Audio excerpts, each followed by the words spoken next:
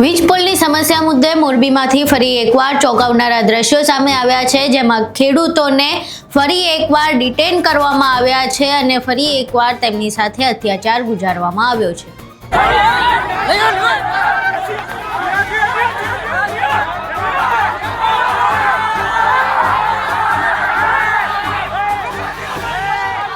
આખી ઘટના શું છે તેના વિશે વિગતે ચર્ચા કરવી છે। નમસ્કાર, તમે જોઈ રહ્યા છો ચક્રવાત ન્યૂઝ, હું આપની સાથે હેમંત।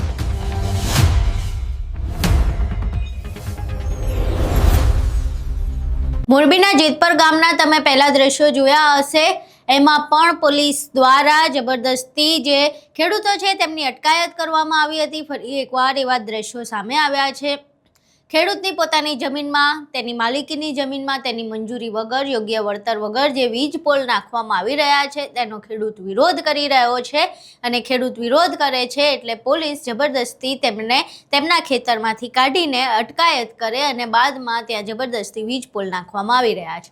ફરી એકવાર મોરબીમાંથી આવા દ્રશ્યો સામે આવ્યા છે। પહેલા અહીં એ દ્રશ્યો જોઈએ। એક બાજુ અહીંયા મહિલા લઈ જવામાં આવ્યો છે હોસ્પિટલે બેભાન હાલતમાં, બીજી તરફ જે આ વીજ કંપનીઓ છે એ દાદાગીરી પૂર્વક પોલીસના ખંભે બંદૂક રાખી અને કામગીરી કરવા માંગી રહી છે। એક મહિલાનો જીવ જતો હોય તો આ લોકોને કોઈ ફરક નથી પડતો। આ જે લોકો ઉભા છે, એક મહિલા અત્યારે બેભાન અવસ્થામાં છે, બીજી તરફ આ કંપનીઓને બળજબરી ખેડૂતોના ડેડ બોડી ઉપર પણ કામ કરવું છે। જોઈ શકો છો સીધા દ્રશ્યો જેતપર ખાતે, અહીંયા મહિલા પણ છે। શું કહેશો?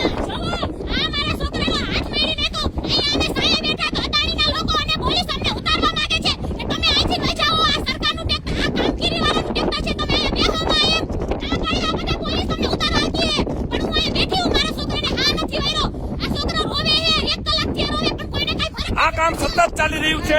મહિલા અત્યારે જીવન અને મરણ વચ્ચે હોસ્પિટલે ખસેડવામાં આવી છે।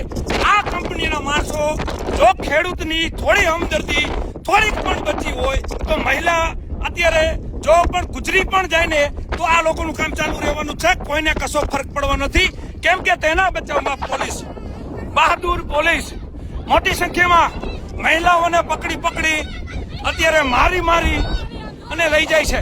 જોવો મહિલાઓ સાથે જે રીતે અહીંયા વર્તન, એના જ ખેતરમાં, એની જ માલિકીના ખેતરમાં મહિલા સાથે જોવો આ અત્યાચાર। આ મહિલાનો વાંક એટલો છે કે એમના ખેતરની અંદર આ રીતે વીજ કંપનીઓ થાંભલા નાખે છે અને એ થાંભલાનો વિરોધ પોતાના જ ખેતરમાંથી ખેડૂતોને આ વીજ કંપનીઓના થાંભલા નાખવા માટે આ પોલીસ વચમાં આડી ઊભી રહી અને મહિલાઓને, બાળકોને, 10-10 વર્ષના બાળકોને પણ પોલીસ સ્ટેશને પરમ દિવસે પણ લઈ જવામાં આવ્યા હતા। હાલ અત્યારે પોલીસ જે રીતે જોઈ શકો છો મહિલાઓને અહીંયા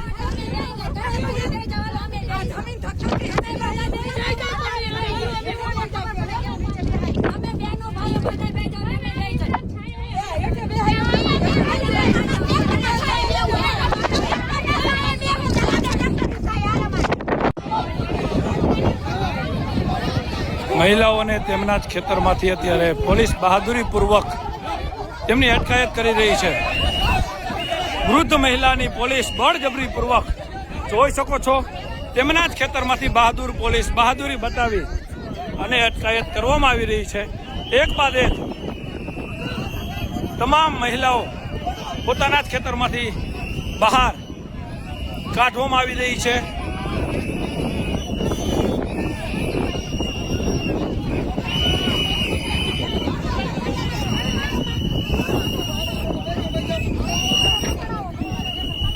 ફરી એક વખત મોરબીની બહાદુર પોલીસે બહાદુરી બતાવી ખેડૂતોને તેમના જ ખેતરમાંથી બહાર કાઢ્યા છે।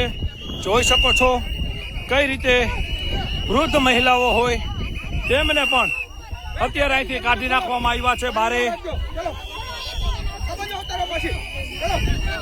એક મહિલાને પોલીસ ડિટેન કરી રહી છે।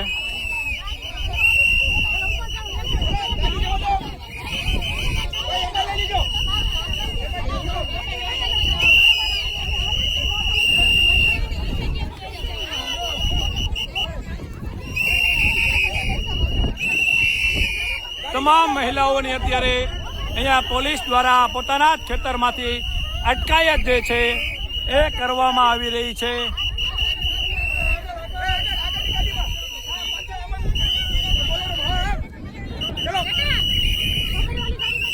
જોઈ શકો છો મહિલાઓની અત્યારે ટીંગાટોળી કરી અને અટકાયત કરી પોલીસ લઈ જઈ રહી છે.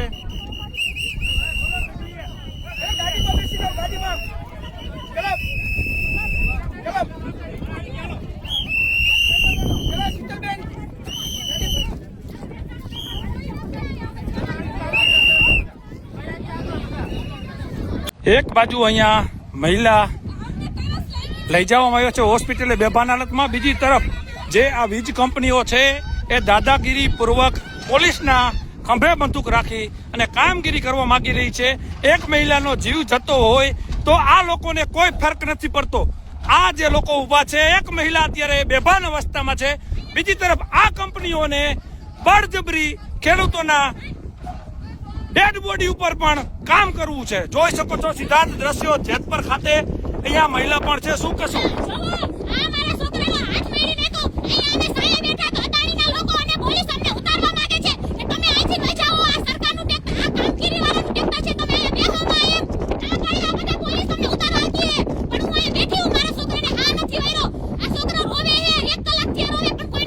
આ કામ સતત ચાલી રહ્યું છે. મહિલા અત્યારે જીવન અને મરણ વચ્ચે હોસ્પિટલે ખસેડવામાં આવી છે. આ કંપનીના માણસો જો ખેડૂતની થોડી હમદર્દી થોડીક પણ બચી હોય તો મહિલા અત્યારે જો પણ ગુજરી પણ જાય ને તો આ લોકોનું કામ ચાલુ રહેવાનું છે. કોઈને કશો ફરક પડવા નથી, કેમ કે તેના બચાવમાં પોલીસ, બહાદુર પોલીસ મોટી સંખ્યામાં મહિલાઓને પકડી અત્યારે મારી અને લઈ જાય છે.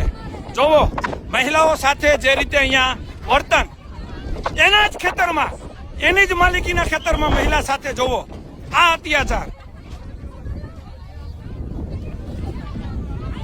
આ મહિલાનો વાંક એટલો છે કે એમના ખેતરની અંદર આ રીતે વીજ કંપનીઓ થાંભલા નાખે છે અને એ થાંભલાનો વિરોધ પોતાના જ ખેતરમાંથી ખેડૂતોને આ વીજ કંપનીઓના થાંભલા નાખવા માટે આ પોલીસ વચમાં આડી ઊભી રહી અને મહિલાઓને, બાળકોને, 10-10 વર્ષના બાળકોને પણ પોલીસ સ્ટેશને પરમ દિવસે પણ લઈ જવામાં આવ્યા હતા. હાલ અત્યારે પોલીસ જે રીતે જોઈ શકો છો મહિલાઓને અહીંયા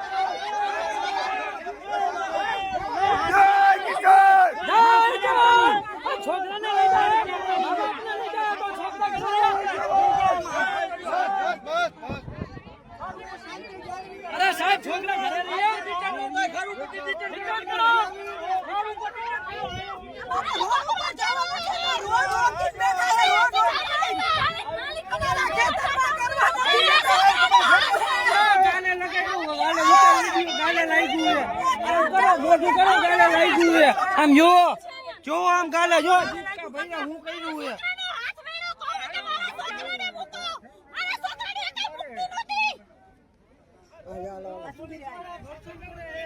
પોલીસ વાળા હાથે કરે પોલીસ વાળા શાંતિથી રોકવા જોઈએ આ બધાને લઈ આ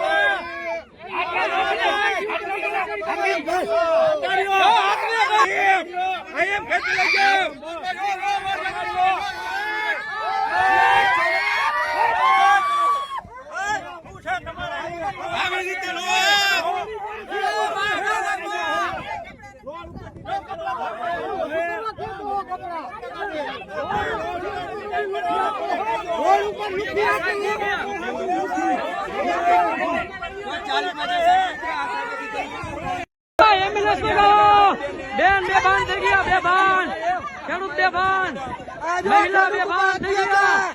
આ મોરબી પોલીસ એમ્બ્યુલન્સ મગાવો, એમ્બ્યુલન્સ બંધ થઈ ગયા કઈ પણ થાય તો કેની જવાબદારી?